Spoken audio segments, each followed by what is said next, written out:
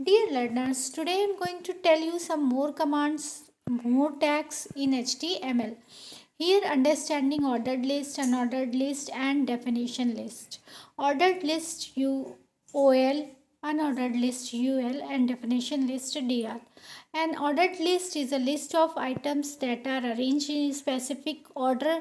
Each item in this list is marked with numbers, letters and Roman numerals.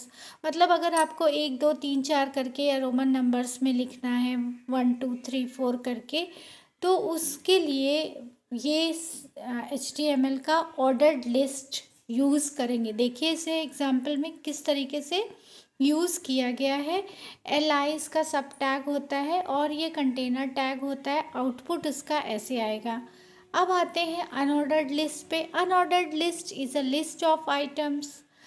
List of items that are not arranged in specific order. Each item is marked with bullets instead of numbers. It is used when the sequence you want to apply. जैसे अगर आपने bulleted दे दिया, दो गोले बना दिए, hollow गोले बना दिए, सॉलिड गोले बना दिए, तो उसके लिए ये यूज़ किया जाता है. यहाँ पर यूएल टैग यूज़ किया जाता है. यूएल के अंदर एलआई टैग आता है.